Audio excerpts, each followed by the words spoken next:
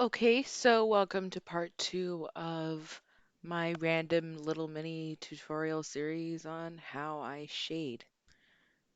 Again, a reminder, this was made specifically for a friend who is getting into digital art, and they asked me to assist them with this. So, watch it or don't, but either way, I hope you find it helpful. Okay, so last time I showed you how to do quick shading with a multiply layer, but this time I'm gonna show you how to do quick cell shading, um, but there's no multiply layer. So this I use um, not very frequently, I'm not gonna lie, but when I do use it, it's because I want to be a little more precise with the color of my shadows. So this, I find this easiest when you color each different color on a different layer. So like all of my green should be on one layer, all of my brown is on one layer, all of my white is on one layer, and all of my skin tone is on one layer. So that's ideally the way you want to do that. And so I'm gonna see here, it's all clipped to the same layer. So let me unclip it. So it's gonna look real messy for a second. Forgive it. But as you can see, all of the skin tone is on one layer. The eyes and the lips are on one layer, which I might change. All of the brown is on one layer, and all of the green is on one layer. So that's the easiest way to do this, in my opinion. So, so with all of the base colors that I have, I try to find a decent shadow. So this requires Um, I would usually do it on the side of the canvas here, but I have it so that I can only draw inside the lines right now. So I'm going to do it on this little color pad that I have on my program, just so um, I don't have to mess with the selection on my um, drawing. So starting with the skin tone, we want to make a darker tone for the shadow, and usually what I like to do is just kind of go diagonal from the color. So we're going to test that on there. That's not the kind of shadow I'm looking for, so we're going to make it a little more like grayish in tone, and I like that. So then we're going to have that right there.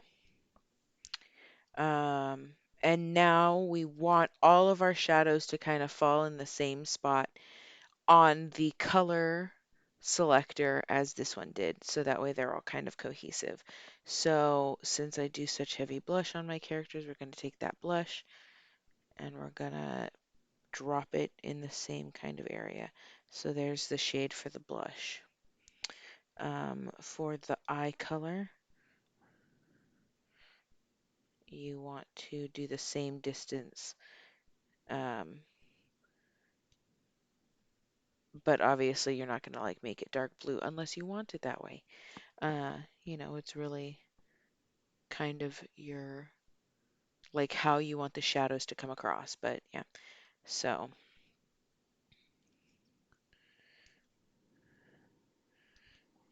you just kind of pick around and see what shadows you enjoy. So these are my shadow colors that I'm going to select. So what I do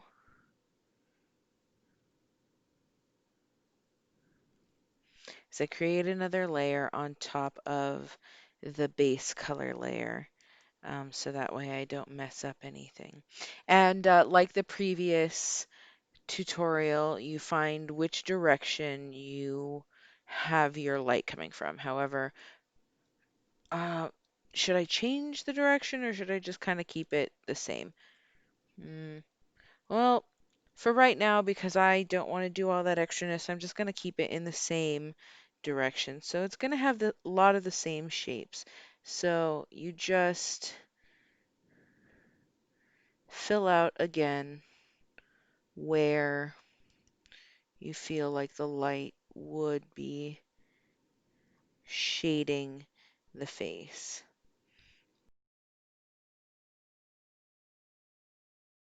So in a lot of ways, this is pretty much the same as the other method that I showed you, but instead of just getting a nice automatic shadow, you kind of have to figure out what color you want that shadow to look like on your own, more so than with the multiply layer. Like you still figure out what color you want it, but it's a little more mm, like I don't know. I find this way a little more tedious personally.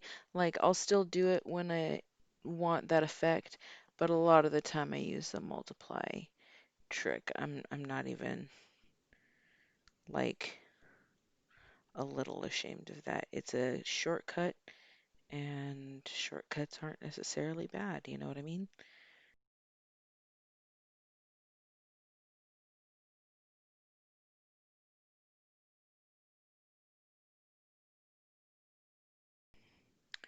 All right, and then you saw that I picked the blush color and I didn't use it. Well, that's because um, when I do the blush shading, I do it the same way that I do the blush. So, um, making sure I can only draw on the shadow, I pick the blush color and I just, oh, that's not quite the same kind of, let's make it a little deeper. There we go. That looks like the same kind of blush, just in shadow as before. So I do like huge blush because, I can. Why not? So I just take it everywhere I would blush with my normal skin tone blush color, and then I blend it out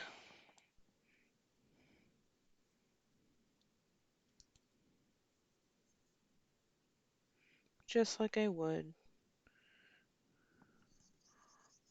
on the non-shaded blush part.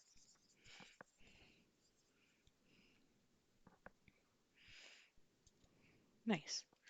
All right, and then yeah, you just go layer by layer doing that. So since this next layer is on the lips, which I think is this really, really dark color, which is just basically black, you just do the shadow, do the shadow. Yeah, so it's just basically the exact same process as before. Um, you just shade where you believe the shading should be. Um, See, this is why I should have had the green of the eye um on a different layer than the white of the eye. Because now I kind of gotta annoyingly work around it, but whatever.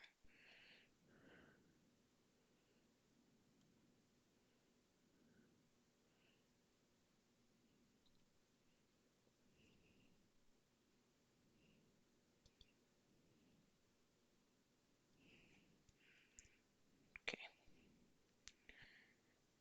and then the next portion would be the hair, but I almost always shade the hair.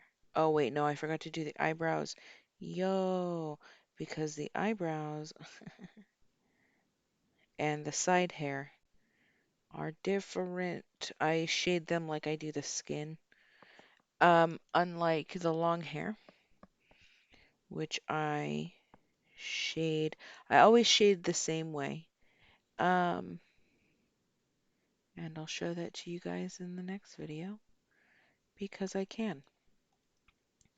Yeah, so that's how you would shade without using a multiply. Yeah, so I'll see y'all in part 3, I guess.